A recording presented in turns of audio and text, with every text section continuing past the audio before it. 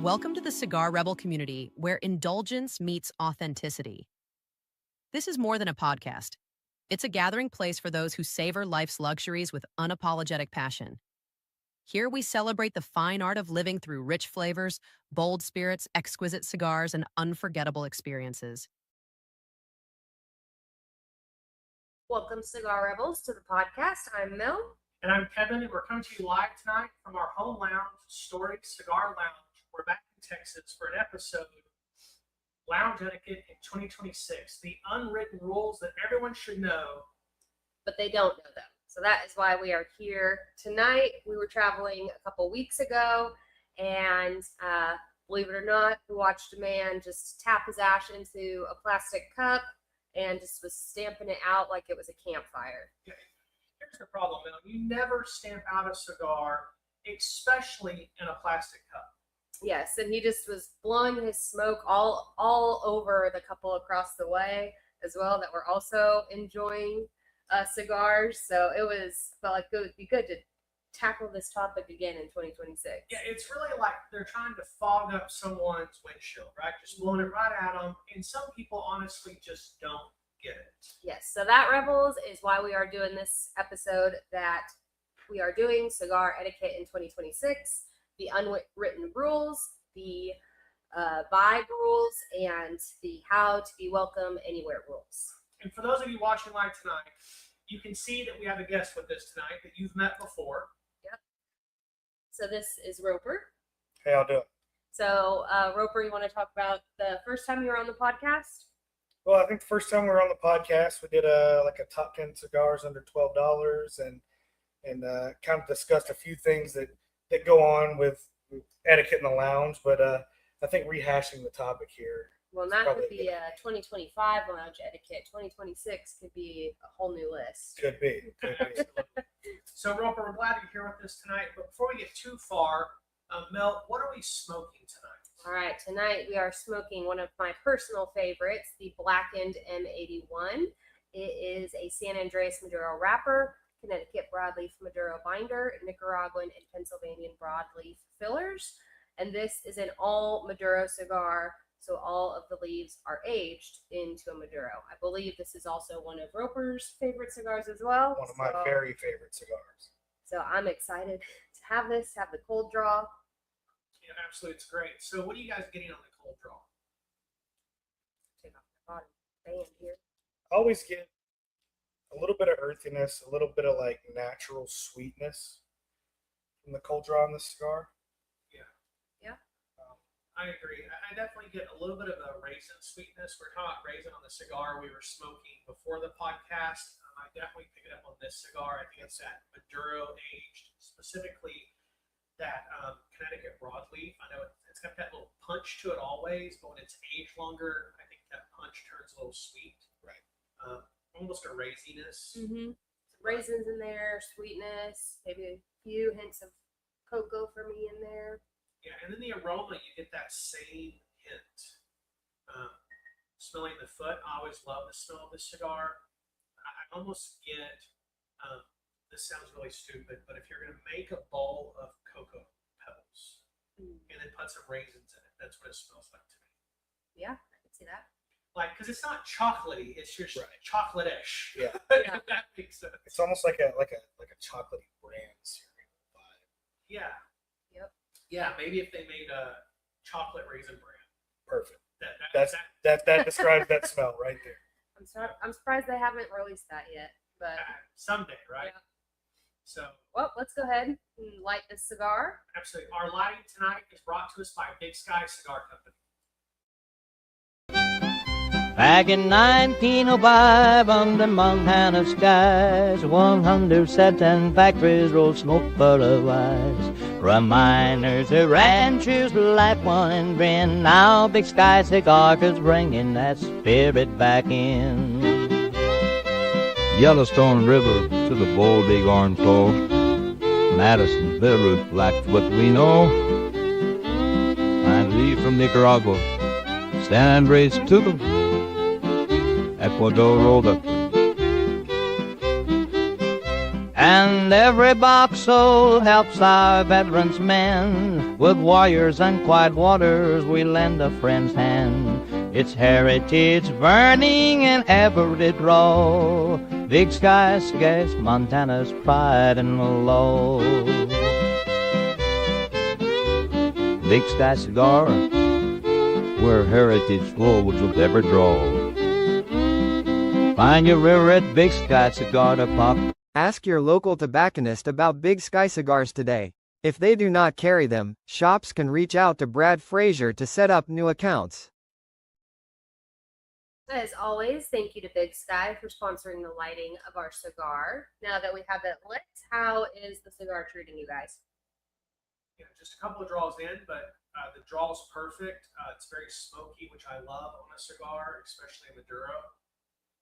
Any notes you're picking up? Transitions the same or different, Roper? So I get some of that chocolate out of this, some of that like dark baker's chocolate. I also get hints of espresso early on in the cigar. It's always very smooth, very easy to smoke to start. Yeah, so I really feel like you get that bitter chocolate or bitter cocoa that I think you called it more of a baker's chocolate. I put that in my shakes when I make them, when I make a protein shake. I get that flavor, and I can totally agree with you. I don't know that we've called it espresso, but I agree with you. It's just very smooth and rich. Yeah, I think those are great. I agree with all of that. So, all right. So as we dive into our topic today, we are talking cigar etiquette because it is 2026. And cigar culture is bigger, more diverse, more social, and it's way more public than I think it has ever been. And it's becoming way more normalized. Yeah, which is really wonderful, the way that it's becoming more normalized. It's spectacular. Cigars are no longer just really two guys sitting around in leather chairs smoking cigars anymore. It's lounges, it's backyard hearths, it's weddings, it's golf courses, patios, it's trips, it's corporate events, and yes, it's social media. 100%. So that is going to mean that the etiquette definitely matters more than ever, not because we're trying to be fancy, but because we are trying to be good company and enjoy our cigars.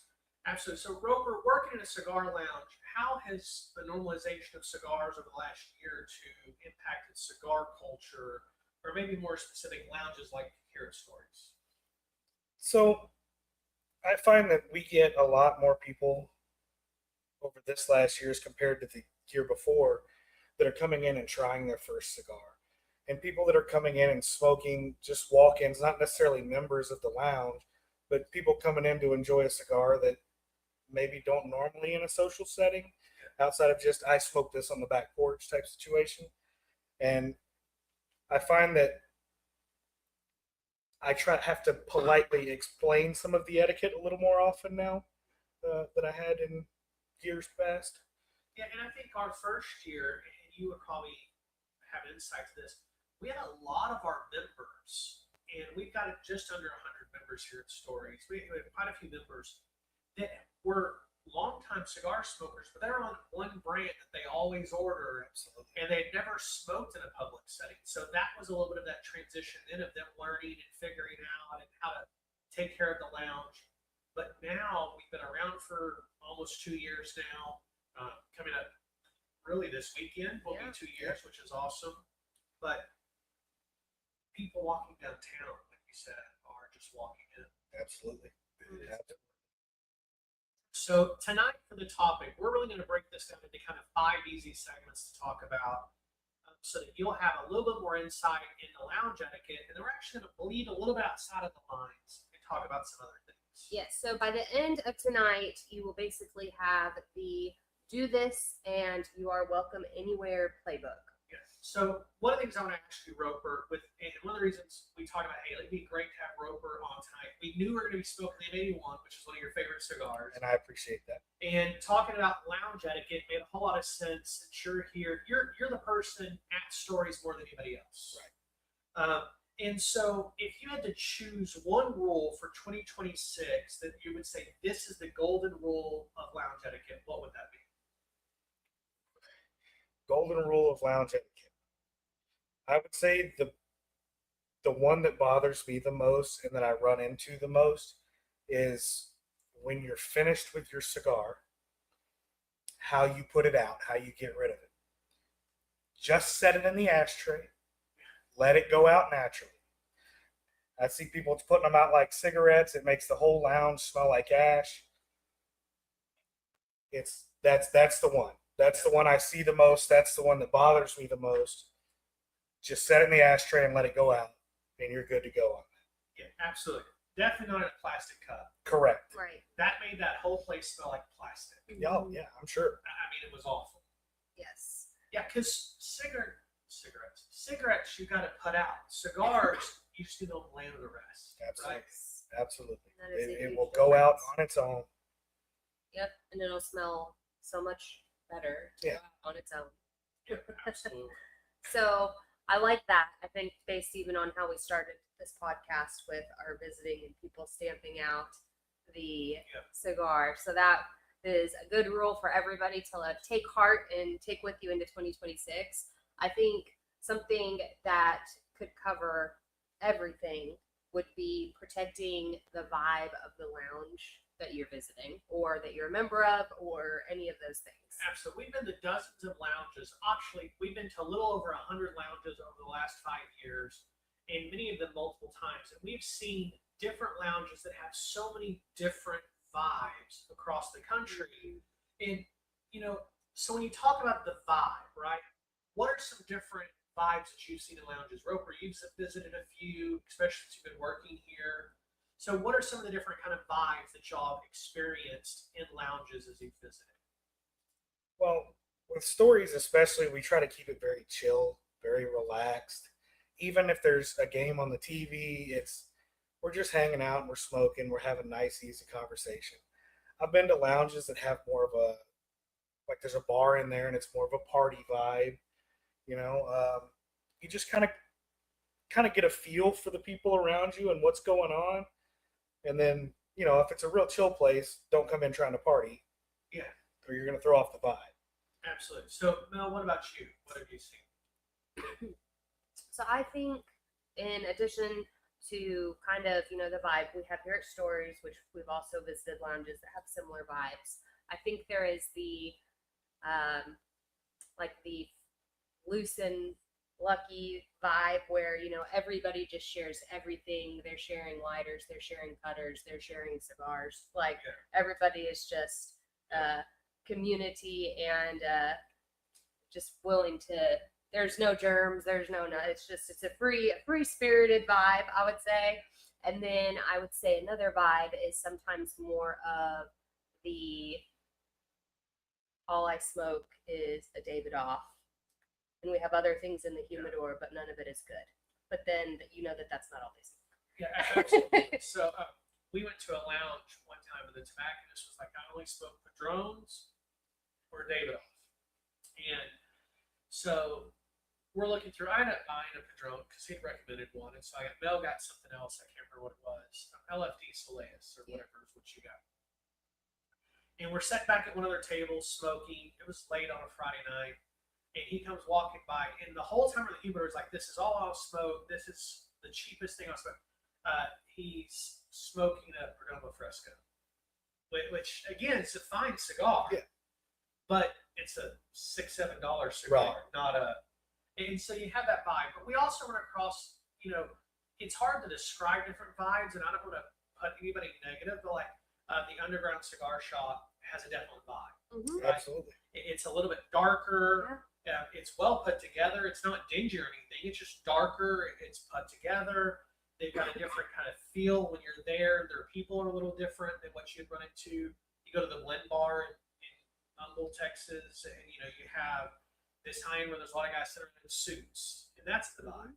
And so you have these different things. So etiquette can really pretty easily be defined by saying, are you making this better for everyone or worse, right? Exactly. And I think, go ahead. Say before you go, John said, hey, Rebels. John, it's good to see you on the podcast. Thanks for being here. Right. So going back to what you were talking about, that no matter what lounge you're at, the cigar space is always, no matter the vibe, weirdly sacred. Absolutely. And I think you can find that no matter where you go, no matter what the vibe is, even if they have backyard folding chairs and people are just going there to decompress, you're going to get that protected space, most likely. Absolutely. With John being there, one of the vibes we should have thrown out is Red Anchor Lounge in Nashville, which we were all at just a few months ago together. And John was there working that day. You know, that's a different vibe than their other shops. They've got three different shops, and each one of them have a little bit different vibe. Salem's a little bit more laid back. In Seabrook is even a little bit more laid back, but it's a little bit more of a club feel. Everybody there knows everybody. And then Red Anchor is like, hey, what do you want to drink? Let's party a little bit. And I think John helps with that full flowing fun thing. So cigar etiquette isn't really about knowing which fork to use. It's about really these three things, right? Respect the space, respect the people that are there, and respect the cigar. Don't torture it and then complain. We were in Fort Lauderdale, stopped this little cigar shop in this little shopping district, and Mel and I are both smoking a cigar, and it was a phenomenal space that had a great conversation with tobacconists. They had bourbon for sale. You couldn't buy it by the glass, but you could buy it by the bottle. And then he would do a few mixed drinks. And so we bought a bottle, we bought a couple of cigars, we're sitting there, and this woman walks in and asks for a cigar, and she gets it, and she immediately just squeezes the hell out of the head, and it cracks. She's like, I can't buy it. I can't do this. Can you give me another one? He's like, well, you can't do that. She's like, well, no, I squeezed all of them. If I can't squeeze it as hard as it can and it pop back, it's too dry.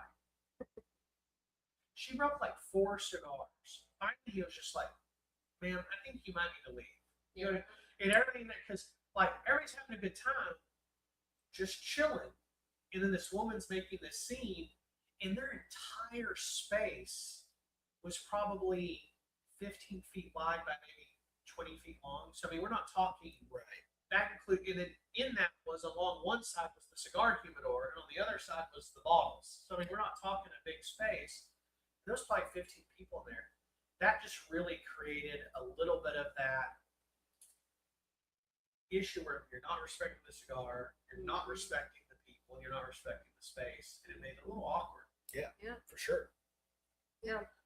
I would say that the truth is, I think most bad etiquette is just people being unaware, or maybe, you know, if she's doing that all the time, even when she's at home, sometimes maybe you take stuff maybe that you're just doing at home and you think that that is common good etiquette. Again, just being unaware.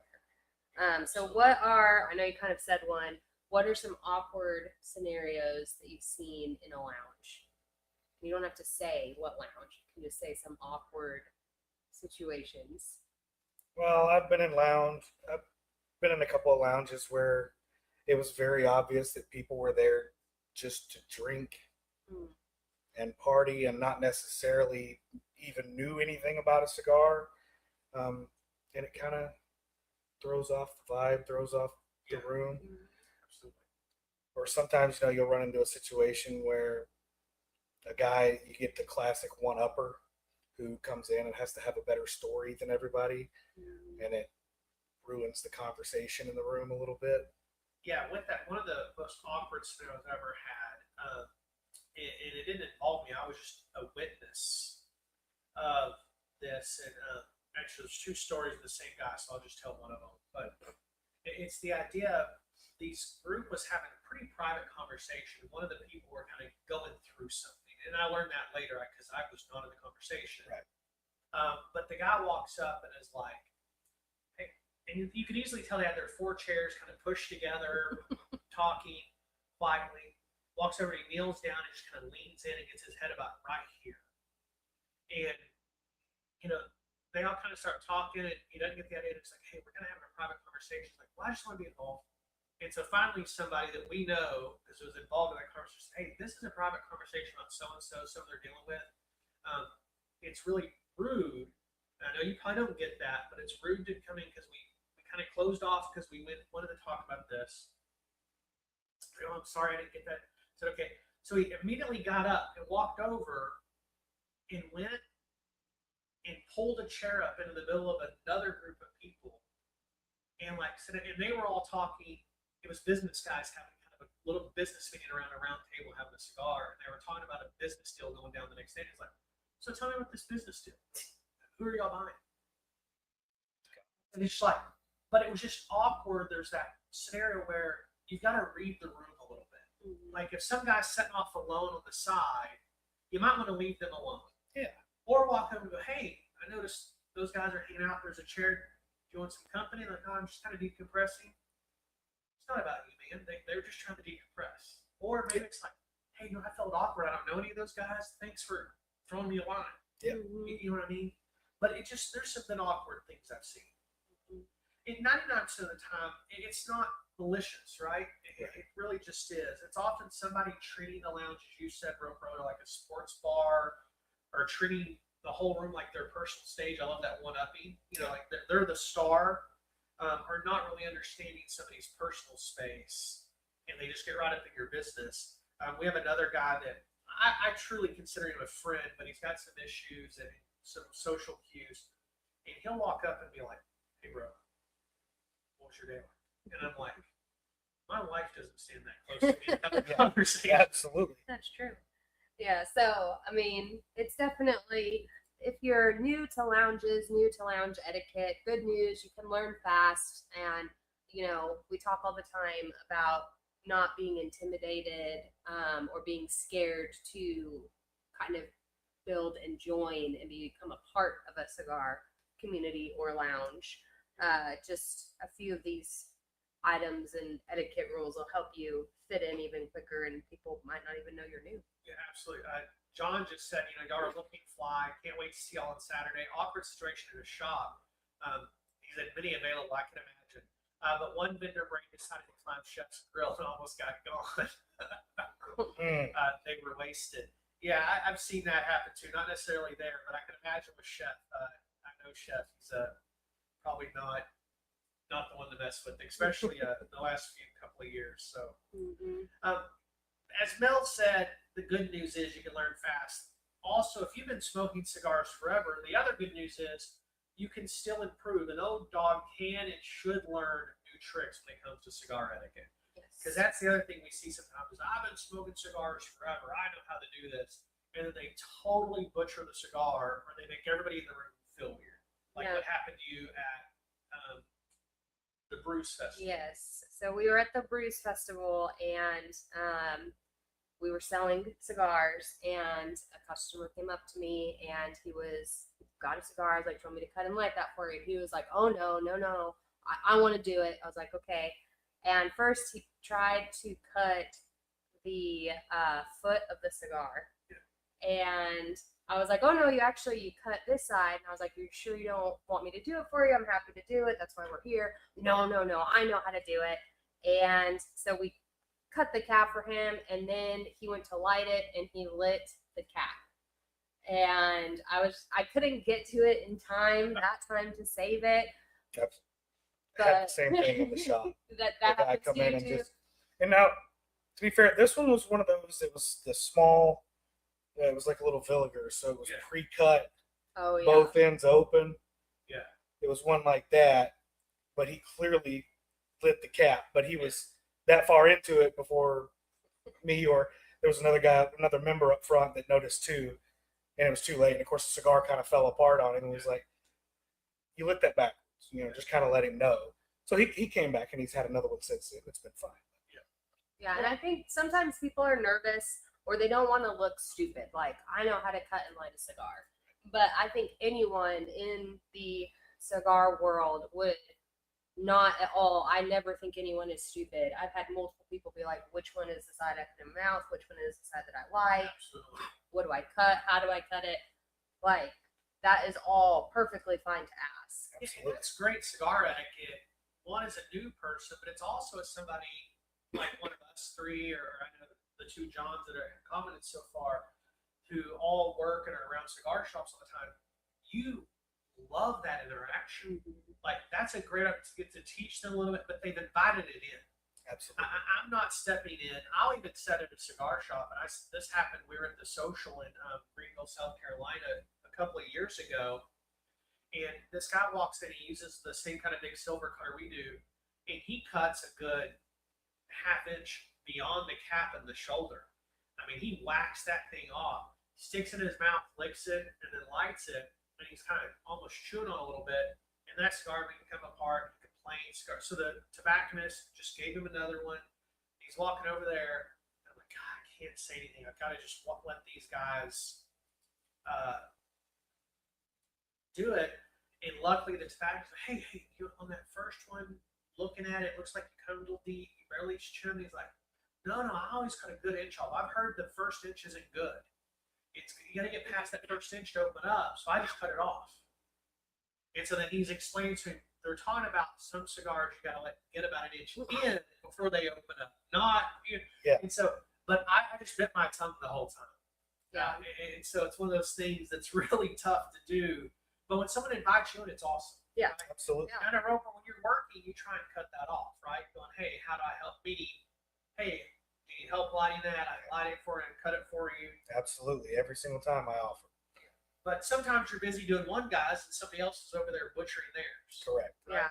So, Yep. And I think it can go both ways because I would say you and I have been to some lounges that in some places where cigars are not necessarily, maybe it's not a cigar friendly city. So they have a cigar lounge there, but it's really more of a bar that sells cigars. But a lot of cigar smokers love to go because it's the only place to get a cigar in the city. And the people that are working there are not tobacconists and they actually don't know how to cut and light a cigar. Yeah. And there's been a couple of times that they've insisted on cutting them and they've ruined the cap of it. So I think it can go both ways in that if you got to trust the person that is cutting it, Yeah. for one. But if you don't know how, hopefully, like here at Stories, you are a tobacconist, you know how to cut, you know how to light, all Yeah, those things. and a lot of those, I think, are waiters or waitresses that are just cutting your cigar for you. Yes. They're in the hospitality business. They're not in the cigar business. Mhm. And there's nothing wrong for shops that do that, for bars that choose to do that. 100%. But you kind of interact with that. Even when we go to like Silverleaf or Blend Bar, which are two higher end in our area, Dallas and the Houston area, I still bring a cutter and lighter. Yeah. I'm going to cut my own, light my own. And it's not that I don't trust them. They have a good team. They're well trained. Right. But they've got other people there that they're serving that aren't. Mm-hmm. And so part of me of helping them protect their vibe is they don't need to be tied up with me. If they help me get a cigar, they've taken my drink order, I can free them up to do other things. And again, if there's somebody in there, I'll let them. Yeah. You know what I mean? But if they're busy, hey, I got it, don't worry about it. There's other people that need your help. And then I still tip well because I think that's kind of what they're trying to work for in those Yeah. scenarios. And so definitely one of those things. So when we get to lounge etiquette, it's really pretty easy. But for some, it really can get difficult or it feels difficult. I think because it's where people get nervous, right? Yeah. And I think it's because most people don't want to walk into a lounge and feel like it is a private club or a clique that they've got to earn admission to be friends with someone or anything like that. Absolutely. But the reality is, here's the truth about what shops and lounges actually want. They want you to be comfortable. They want you to respect that it's a business and it's a shared space. They want you to buy a cigar. They want you to enjoy it. And they want you to try and leave the space you occupied as good as you found it, right? That's what they really want. Absolutely. I agree. So let's go ahead. We're going to talk about one of the biggest rules or etiquettes first. Yeah. And this one is what I think causes 90% of silent resentment from maybe people at the lounge. And that is going to be lounge rule number 1, and it's going to be support the house. So what we mean by that is if you are smoking there, buy something there, cigars or drink if they sell them, a membership, a day pass, whatever their model is. If you are smoking there, you want to show that you are actively supporting them and you are enjoying the space enough to help support them to keep the space going. Absolutely. John's on, and he's at from Underground, And so Underground has been very blessing to us. They've sold our cigars for 3 or 4 orders in. But even when I go in and drop in, I always look at the humidor and buy a cigar. If I'm going to sit there and smoke, now if I'm going to smoke our cigars about a new blend, I'll bring those in, and I still try to buy stuff before we leave. But when we're going to places just to enjoy, like when we go to New Hampshire, most of those trips we're in Boston for business. We take the trip up or hang out. I'm buying a cigar and enjoying it there, right? We go to other lounges. I want to make sure we support them. I can think of Henry's in Mansfield, which we've dropped in a few times because we've had stuff with the kids, and it's like, oh, they're not going to be ready yet, or they need to go to something, and so we're heading back to Lufkin.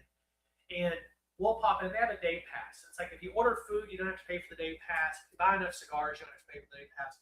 And so I kind of just, all right, let's order enough food or buy enough cigars, I don't have to pay the day pass. Because in their mind, they made the money. And last time we were there, we ordered a steak and a dessert. And then I bought, I think, 8 cigars. And we smoked 2 there. Yeah. But all of that culminated enough to cover the day pass. They're happy, we're happy, and I'm leaving with cigars. Right. Supporting the house isn't hard. Right. What do you think about that, Roper? Think that's a good rule? I think that's an excellent rule. Up here at Stories, if there are times where you might have a specific cigar you've been sitting on for, your birthday or whatever, and you wanted to come to the lounge and enjoy the space and smoke that particular cigar, and maybe you didn't get it from us. But come in and buy one and smoke the one you've been saving. Yeah. That's cool. Just support the lounge. Yeah, absolutely. So what do you think about shops? We were in a shop recently, or really, we were in one recently, but we also listened to a podcast about one where it's like, you can, even though they pay, this place was like $1,200 or $1,300 a year for a membership, you could only smoke cigars from their humidor there. What do you mean, like, meaning you got a locker, but only smoke the cigars that you purchased there? What do you think about that? I don't like that.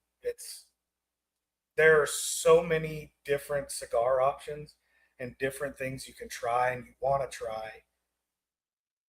And I mean, I work here. I get a good discount here. I buy most of my cigars here. But there are cigars that I can't get here. Yeah. Like if we're out of these, Yeah. I'll run over to Nacogdoches and grab a couple of them. Yeah. And if you're paying your fees and you're supporting the business, I think it's all right to smoke other stuff because you want to try stuff. And that was our rule. Our rule is support when you can. Please purchase cigars. Like, it helps us keep membership costs low, but we don't have a you have to. Now, there's certain events we do where it's a cigar buy-in. And when it's a cigar buy-in, those need to come from the humidor. Right, absolutely. Right? Again, because that's how we're paid for the event, right? Kind of deal. If you do bring outside cigars, it's important to ask first. Some places allow it with a cutting fee. Some don't allow it at all, and that's the reason why I was asking. It's just kind of interesting. We're pretty open. Yeah. So, and if there is a cutting fee, it can be really easy to get offended by that. But if there is one, I would say don't worry about being offended because you're helping to pay for the environment that you're sitting in, the ventilation, the seating, staff, cleaning, everything that goes into what makes a lounge go and operate. It all costs money. Yeah, absolutely. So, Richard, good to have you on the podcast tonight again. He asked the question, Rebels, are you in on the McAuliffe Black 6x60? So, we do not have the ability to sell the 6x60s of the black or the red at this point. It's a Two Guys exclusive. However, I am on the Notify. I'm going to order some to make sure we try them. And we actually have Al McAuliffe on site here at Stories this weekend for our 2-year anniversary event. Yep. And have been talking to our rep about, hey, is there any way for us to be able to get those? We're blessed to get some of the McAuliffe Black to sell in our shop when they weren't really sold publicly. We have not been told that's going to be the case. It's pretty exclusive to Dave and what they're doing there at Two Guys, which I love for them. He's the right place to take this experiment, being the size that they are. But I'll tell you, the moment they're available for us to buy, they will be procured. Because I'm excited, and I tried to hint at our rep that I would love to smoke one this weekend, but we'll see if that happens. Most likely not. So as you talk about bringing outside cigars. Many don't allow outside cigars, even if you pay for a membership. I brought that up earlier. It's simple. Our cigars are sold here. They want you to smoke only them there. However, we really look at that a little differently. Yeah, and some people will say, well, I have a membership, so that is my contribution. And while I don't necessarily disagree with that, the membership is really helping pay for electricity. And like for our lounge, we keep some hospitality stuff like sodas, coffee, that sort of thing stocked. That's kind of what the membership is covering. The cigar sales is really what keeps everything going and moving. Without cigar sales, we would not have a lounge. Yeah, absolutely, 100%. So John said he thought that Richard was talking to all the rebels, and he was. I was only answering for Mel and I. But yeah, definitely for all the rebels out there. And then I hope they do at the expo, and I can meet the rebels in person. So they did announce, I think on Saturday, the expo is happening again, but in some format. I've got the dates. I've actually already got a house set up that we're probably booking in the next few days. I just need to figure out. So the rebels will be there for sure. Mel and I, probably Roper again. He was there this last year. Richard loved to be there. Always fun hanging out with John, although he's busier than hell while we're there. So we try to do what we can. But Mel, what you said is so true. The reality is memberships cover the building cost, the electricity, but it doesn't cover the staff's salaries. It doesn't cover the insurance, right? Cigar sales are what help us keep cigars coming and all those things. And so it's tough. And into today's retail environment, I think you have to do what's right for your lounge. And if you're going to choose to be a member there, then you need to abide by that membership rule, right? Now, again, I love we're a little freer, and we want people to be able to enjoy things and all of that. So I think it'll be a great opportunity. So yes. So going back to we're talking about our lounge etiquette rules. Number 2 is going to be not to be a problem when you are at the lounge in your behavior. So how you behave in the space 100% is going to matter, and I think it will definitely impact how quickly you would make friends. yeah. So what are some things that you see that are problem behavior, Roper? I've got a list of 3 or 4, but what's 1 or 2 that you think of? Well, overdoing the booze. Yeah, Will happen every once in a while. it's on my list. Kind of like I talked about with the classic one-upper, kind of getting in the middle of everybody's conversation, trying to take over the room a little bit. Yep. It's probably my 2 biggest ones. I love the don't take over the TV. Meaning, I've been in lounges, and it's happened here where people come in and like, somebody's in the middle of watching a baseball game, and they're like, oh, the presidential election's on, or the football game's on. Like, you know what I mean? Like, ask, hey, is anybody watching this? Because there may be 2 guys that are having a conversation, but they're really only here smoking a cigar because they can't get the game at home. Right. Right? Or the same thing is I heard people coming and go, oh, it's only the news, and they click it over to a football game. Someone might be here watching the news. I mean, it's the other thing is don't blast speaker phone calls or watch videos as loud as you can. I don't mind volume being on, but it's a lounge, not an office. Right. You know, protect that a little bit. Don't dominate every conversation like you're hosting your own Maury Povich show. It's not the Roper show, right? Don't teach people who don't want to be taught. And then the other thing, and this bothers me to no end, and it doesn't happen here. I'm so thankful it doesn't happen here. And maybe it happens occasionally to you guys, but I don't think it happens as a whole. Is they treat the staff like servants. I was in a lounge the other day, and the guy picks up the ashtray and is like, sir, empty. And I'm like, dude, I've been sitting here for 2 hours working, smoking cigars. I'm gonna get your spot up and dunk my ashtrays. They had small ashtrays. You had one, you lit a second one when I got here. You just lit your third one. That's all your crap in there. Like, get up and go dump it. Yeah. You know what I mean? Like, now you're somewhere like Windbar where like you get up to go dump it. No, we got to do that. That's different. But I see that lounges all the time. Yeah, we've got an ash bucket, and it takes 2 seconds and 2 steps. Yep, absolutely. Yeah, so I would agree with all that. And, just asking before you borrow, that's huge. Mention that one lounge that nobody asks, everybody just shares everything. I would say that is not the norm in most lounges. Yeah. So, Yeah. asking. Don't grab someone's lighter like it's community property. Yeah.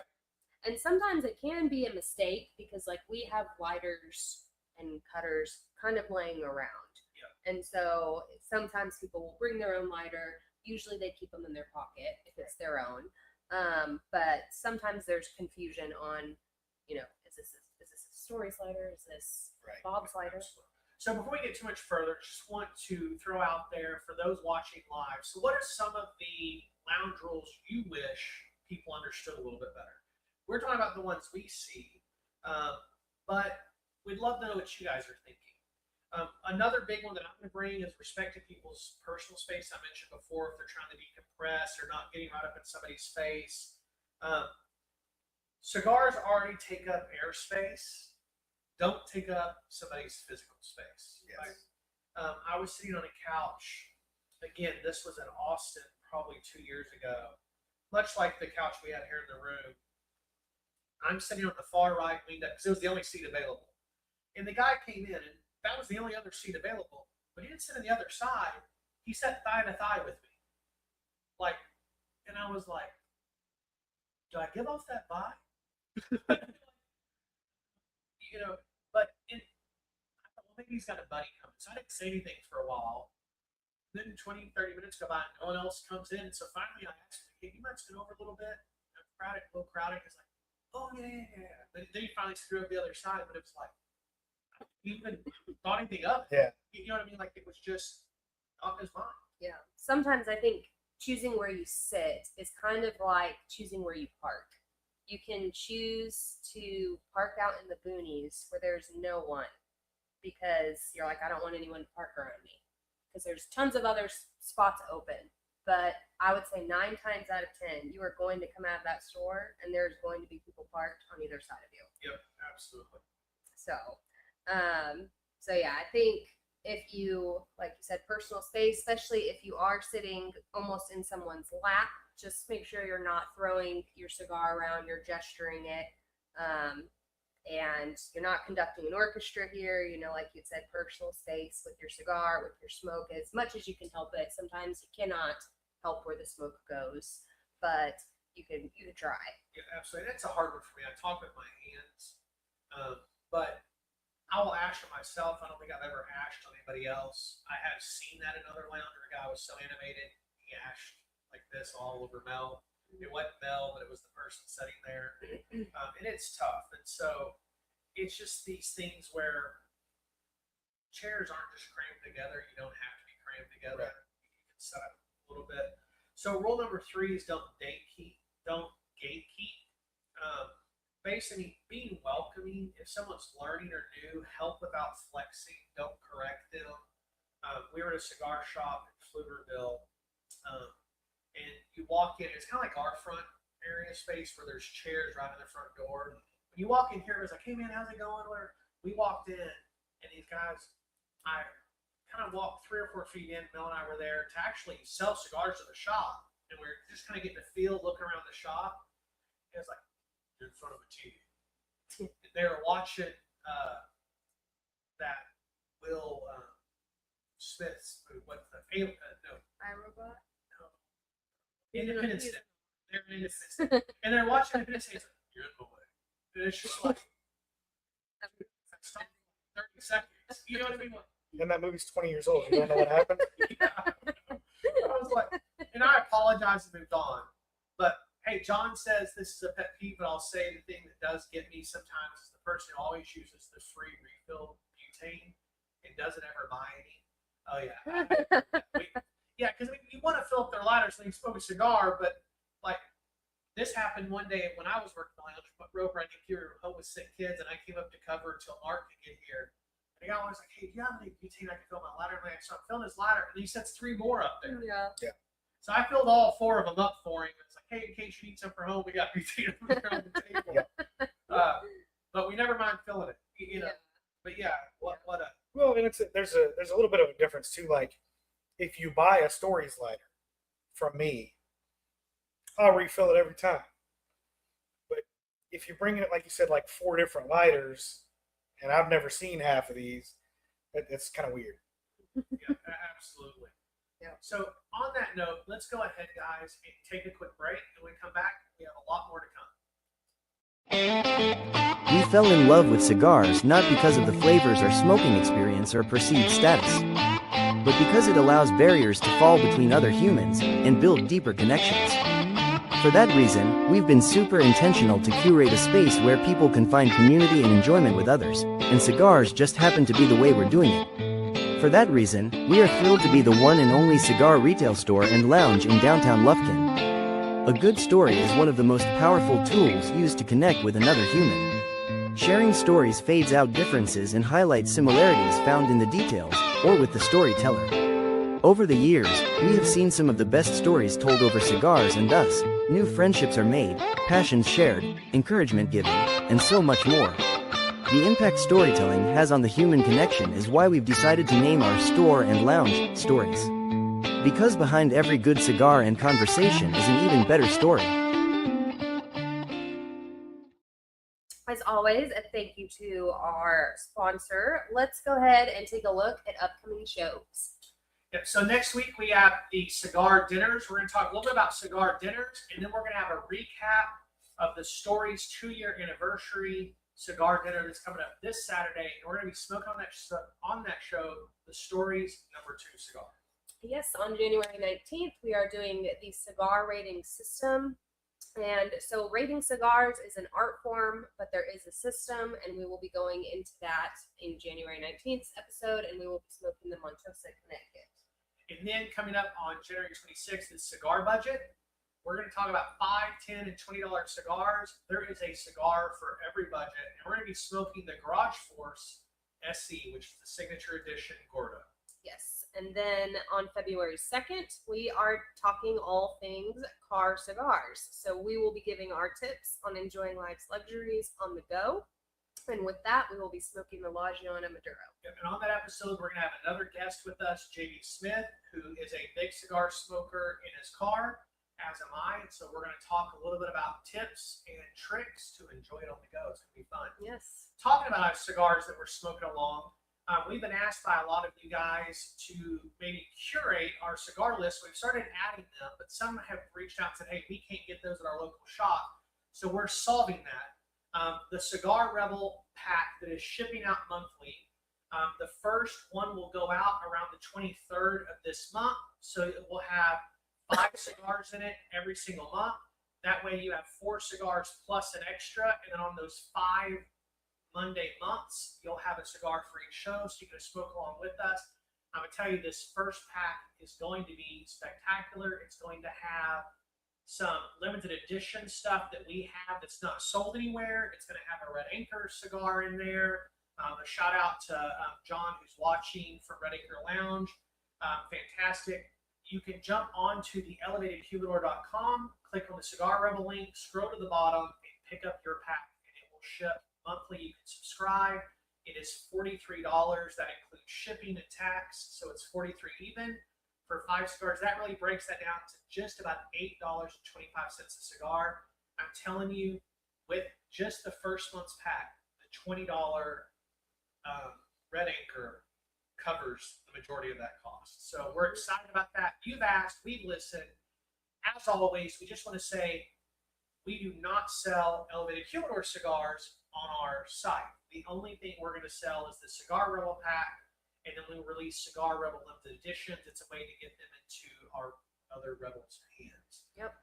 But you've got to check out cigar shops. We have several shops around the country that sell our cigars in Idaho, Pittsburgh, New Hampshire, here in Texas. So if you want to grab some online, you can go to twoguyscigars.com.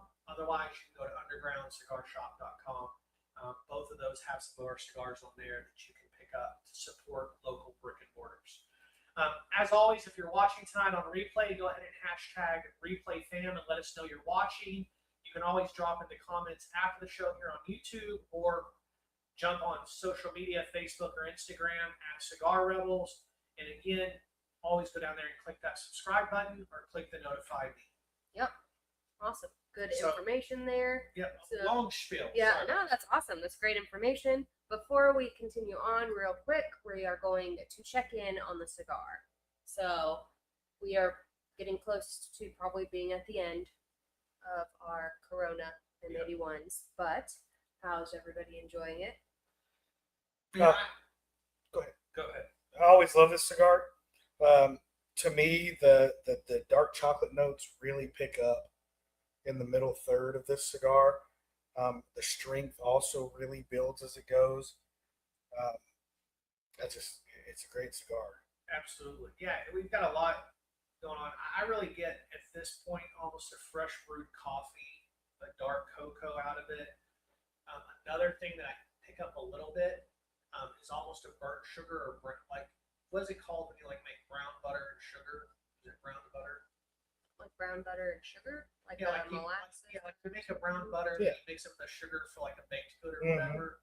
Like that burnt sugar sheet. I get that. It's not sweet.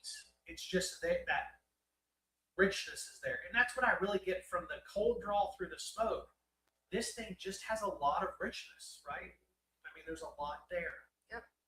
So we got to get back into a couple more topics here. Before we do, hit a couple of comments.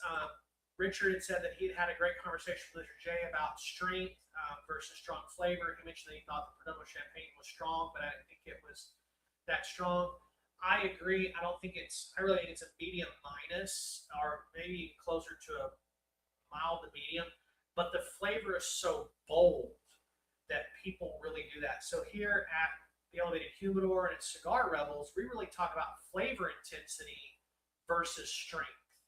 I know Richard asked in another comment about doing a show on that. We do have that on the list coming up. I think it's in February or March where we're going to do that exact topic. Because we're going to really talk about that. And on next 2 weeks, we're going to talk about rating cigars. We're going to talk a lot about that. If you look at our website or our boxes that you can see online from those shops I mentioned, those boxes, our logo actually says flavor that outperforms strength. Because we're really blending cigars where that flavor intensity is the priority. Yes, I And so agree. definitely love that. Highlighting the actual cigar brands, he talked about. We definitely love highlighting that. Creme brulee, and I don't know if that's your thought on the burnt sugar, but that's probably a pretty spot on Yeah, that note for nails this, Richard. It absolutely nailed that for sure. Yep. So, but let's get back to the topic. We've got a few more things to go over, Mel, before we get out of here tonight. So, Yep. Let's talk real quickly about social situations, and we might jump through a little bit of notes based on time. Yep. But So this is going to be where cigar etiquette becomes less about the cigars and more about the people. absolutely, rule one outside of the lounge is assume someone doesn't want smoke in their face, even if they love cigars. Yes.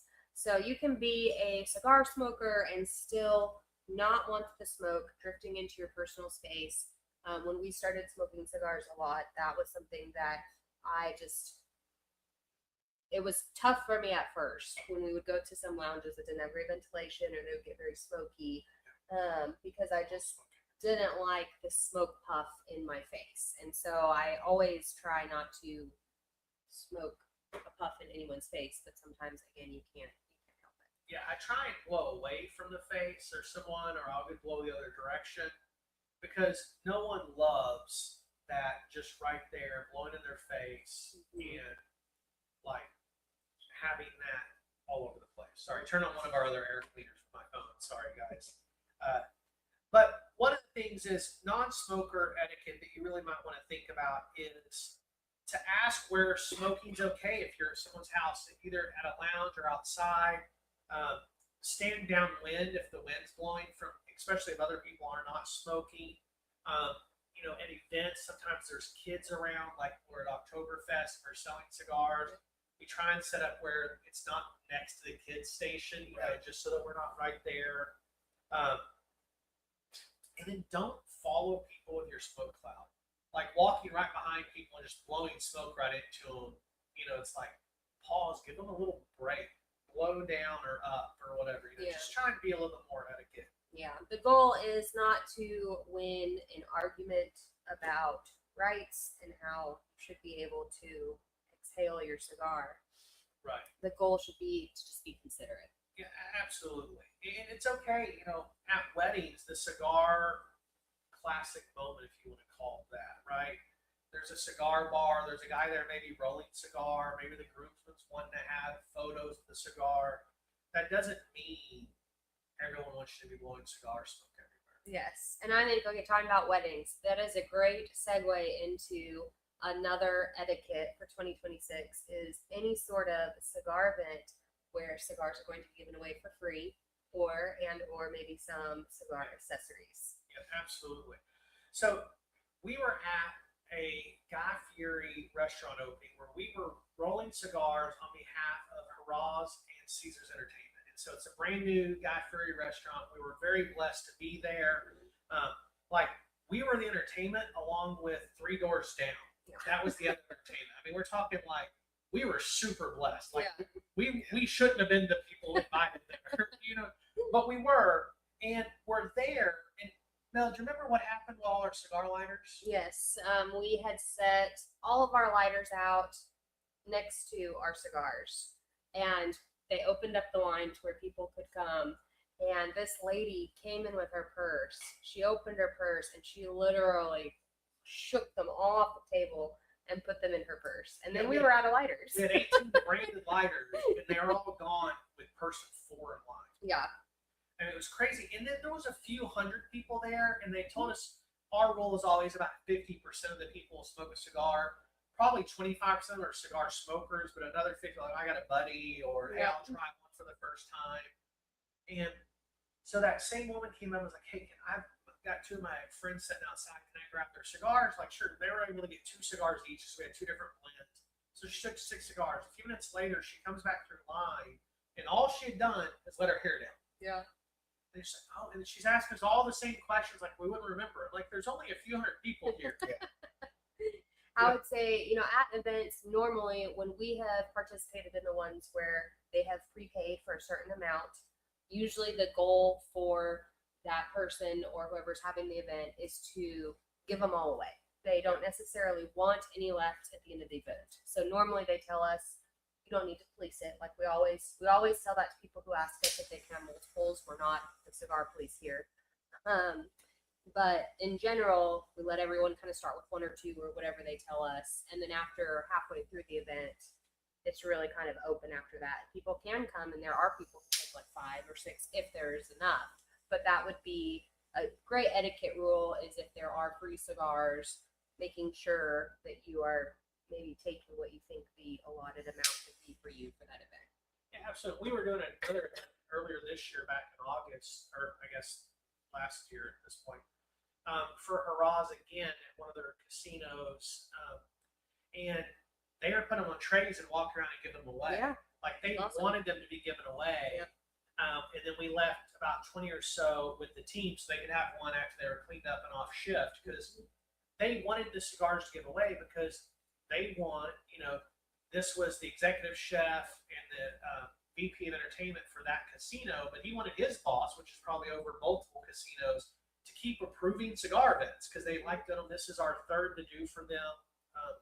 And we're already talking about another one this summer, but it really is one of those places. Yeah. Now, let's talk about if you're at somebody's house. Let's say you go to an afternoon barbecue, and you're a cigar smoker, and they're not bringing out cigars, but maybe somebody goes, hey, you want to have a cigar? Yes. What do you do? So, in my experience, I wait until whoever is hosting to offer cigar time to make sure there's an established that there is going to be cigars there. You always ask first, or they offer, and follow their house rules, and clean up after yourself depending on where you're smoking. Sometimes people won't care if you ash on the ground, but there are times when you don't want to ash on the ground because maybe they have to clean up, or it's not a great environment to be ashing on the ground. And just, clean up after your bands, your cellophane, if your cigar's in cellophane. Bring some to share with people, because there might be someone there who didn't know there would be cigars, and maybe they'd like to try one. Yeah, so let's talk about another one, is cigar handling and smoking etiquette in general when it comes to a lounge, at a buddy's house, wherever it may be. kind of cut, light ash pace, really without being a menace, right? Yes. So let's go into that. Roper, what would you think about what's the right type of etiquette when it comes to cutting and lighting or those kind of things? Well, just don't be in someone's personal space when you're doing it. Especially like if you're at somebody's house at a barbecue, you're talking about a lot of people there may not be smoking, may not like the smell of smoke or whatever. Just give yourself plenty of space. I think it's the biggest thing. Yeah, absolutely. Yep. So really, technique is really etiquette, right? Meaning cutting the cigar right, if you're consistently relighting, you're canoeing, you're blowing, hacking, correcting, really you can almost be creating chaos, right? I mean, this isn't the best sound every 3 minutes. I agree. What do you think about the guy, for either one of you or some of those listening, about the guy who lights a cigar and then talks for 7 minutes, lights the cigar, takes a draw, talks to you. So every time he gets to talk, he's got to relight a cigar. Like, how annoying is that? It's pretty annoying. We got a couple of guys at the lounge I give a hard time about that pretty regularly. So I would say the only what is the word, exception to that rule is if you are a new cigar smoker. You don't always understand how quickly that the cigar is going to go out, and or you might not have lit it very well the first time to keep it lit, because I feel like that's all part of learning. You don't want to over torch it either, because then you're going to get people who are like, man, you were just burning that cigar. So Mel, what do you think about licking the cigar, sticking it up around your nose before you're cutting it? What's that? So I would say I in general do not lick my cigars, to be honest. I think that's kind of a personal thing. But especially I would say you don't lick it, don't bring it up to your nose and smell it if you have not purchased it. If it is in the humidor, then you do not, under any circumstances, want to be holding it up to your nose. I have seen people take it out of the cellophane and just slide it all along their nose, and then they'll kind of push it back in there, and they're like, well, I don't really want this one. Like, that is kind of I feel like that is a unwritten rule in most humidors, is that you do not inhale them, and you don't love on them before you buy them. It goes, I can't see that from the city. He says, That's musical my wife. Miranda. Yes, they're very called out right now. That's hilarious. No. Yeah, but you talk about the guy who licks a cigar and then uses the public cutter. Yeah, and that's a definite, we don't do that a lot. And I hate it in a lounge setting because you also have the guy who does it, uses his own cutter, but then a few minutes later, somebody comes and sits down, and you guess that he's looking for his lighter, and that guy offers his cutter. I mean, he's looking for his cutter, and that guy offers his cutter. I just watched him, like, his cigar, and then cut it. Yep. And then now he's offering his cutter. It's kind of why I try and bring the cutter where I go. Yeah. Right? I mean, I think a lot of people just don't think about it, because I remember when we had mentioned that like a year and a half ago, when we first started noticing that. We noticed that to Chris with some of those community cutters. Yeah. People are going and they're testing the draw and then they're recutting it. And I was like, I don't think that they really are cleaning those. Yeah. And he was like, oh, yeah, that's so- right. So it's like, take your time. Don't torch the wrapper like you're welding steel, right? Mhm. Yes, and if you're new, go ahead and ask for help. I think it is always okay to ask for help. And now, Ashley, it's kind of where people get a little bit competitive. Roper, talk about Ashley your cigar with people who don't like myself. Well, in general, I would say don't do it like you do and ash on yourself. Basically, there are a couple of theories about it. Some people are scared to death about it's going to fall off, whatever. When the ash starts to crack, you'll notice, just use the side of the ashtray and just kind of ease it off of there. Mm-hmm. If it doesn't come off easy, it's not ready to go, let it sit. It's kind of the same, because you're going to make that smell again if you start mushing that ash against the side of the tray. Yeah. Yeah, absolutely. Yep. I mean, There was something that we were listening to a podcast once a while back, and they were talking about how the ash will be ready to come off when it's ready, and you'll know. Like you should just be able to tap it, and it's going to come right off. Like mine's cracking a little bit on this one because I relit the cigar. I'm finished with the M81. So we're smoking. We started smoking this earlier. I relit it just now, and so the ash is a little more brittle right there where I relit it. You know what I mean? And so it'll come off and it'll start holding its ash again.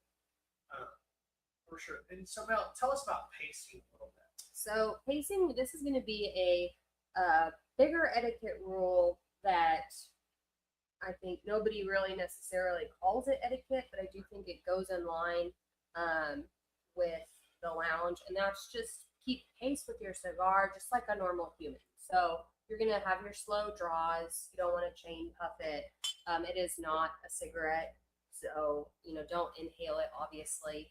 You want to let the cigar rest. If it goes out, relight it calmly, kind of like we were talking about earlier. And just, if you can, some cigars smoke more than others, but making sure that you are not turning that into just a big smoke machine for everyone around you. Absolutely. And the slower you smoke, the better it tastes, and the less you impose on the room in a lot of ways. Yeah. The right pace is really about one every minute. If you're a faster smoker like I am, it's more like every 30 or 45 seconds, and I try and pace myself. I've been working on that. And so actually the other day, Mel smoked a cigar faster than I did, which is rare. Very rare. But you really want to have that right pace. And I truly believe the cigar will tell you that, because tobaccos are different. Some burn a little faster, some burn a little slower.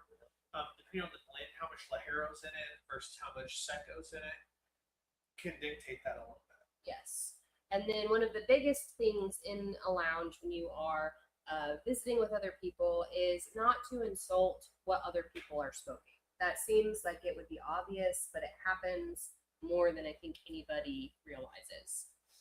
Yeah, absolutely. It's an unwritten rule with a big emotional footprint, right? I think some guys just take their wrapper off right away because they actually don't want you to see what they're smoking. And then you have other guys who leave it on because they want you to ask about it. Yeah. But the reality is, when I first started smoking cigars, I was smoking a lot of the factory smokes or factory throwouts. They were cheap. I couldn't tell you anything from anything. Inside of the lounge was a guy smoking what I now know would be nicer cigars, and they never called me out on it. They asked when I was, oh, that's good. I've had that before. And later on, one of the guys told me, man, I've never had one of those, but I don't even know what it was. I had to look it up. And I was like, dude, that's like a $1.80 cigar. And he's over here smoking a Davidoff. But this was once we got to know each other. He never once made me feel inferior, which was awesome. Yeah, that's important. It is. Taste is truly personal. Yep. You don't want to be a snob. What I would say is be curious. Ask them about it. Hey, tell me why you like it. Tell me about that. And also, though, don't force them if they're like, all I can tell is I like this cigar. That's fine, too. Yeah. Yep, you don't always have to get those specific tasting notes or have a specific reason why you like it. I've talked to plenty of people who said that they think it's either good or bad, and that's the extent that they want to know and dive into the tasting of the cigar. And I think that's great because cigars are for enjoyment. That's all you need to know. Yeah, absolutely. So let's jump to our last etiquette, what I'm going to call modern 2026 etiquette, right? Yep. Phones, photos, inclusion, and the new rules nobody wrote down. Yes. And so this part, Roper Mel, has really changed in the last few years. Cigars are now deeply social media adjacent, right? Yes. So I think that means the etiquette has expanded beyond smoke and ash. There is now more about privacy. There's more about consent if you are in the lounge, and then also respecting the community in that. Yeah, absolutely. So what do you think about that type? Do you see that here at the lounge, or you see it at other lounges under where people are trying to take pictures of their cigars, those kind of things? I see it because I do it. Yeah. I mean, but I'm in the industry a little bit. And I like to take pictures of my cigars and post them to different places, usually just in the WhatsApp for the lounge here. Yeah. But I see that. I think the big thing with that is just don't be obnoxious with it. You know, don't. I'm not going to hold my camera phone up in front of Kevin here, take a picture, you know, with my cigar. And Kevin's in the background. He's just trying to relax. Yeah, you know? yeah, and that's a great point because a lot of times people are going to the lounge to relax, maybe even to disconnect. So, making sure that you're not posting your next story and including them if they don't want to be included in it. And if you are recording content, keep it quiet, right? You don't have to make a big deal about it. No ring lights. No, go, hey, can you hold this? You know, Absolutely. You know, no booming audio kind of thing. It's just trying to be reasonable. Yes, and in 2025 we saw it. 2026 will be no exception. I don't think that the cigar community is very diverse. There are a lot more women that are smoking, all ages, that are legally allowed to and up. It ranges. So a huge etiquette rule, which we shouldn't have to say, but we do, is that you don't want to make cigar spaces uncomfortable for anyone, but especially if you do not get a lot of women in your lounge, Absolutely. which that is very common in a lot of lounges. Just don't make them uncomfortable. Yeah. No. Oh wow, you smoke. I mean, it's I mean, condescending, right? Yeah. It's happened to you, Mel. We're there. The other thing is, no weird flirting disguised as cigar talk, right? I've seen that as well. Yeah. I mean, if you wouldn't say it to a guy, don't say it, right? You know what I mean? Like, I know it's one of those things from there. So, Yeah. Richard said, suggest to move the mic a little closer to you because you sound like you're in the back corner of the room. How is that? Is that better, Richard? Yep. So, All right. So I'll tell all the guys their ash is smoking. That you know what I mean? Okay, God lost you.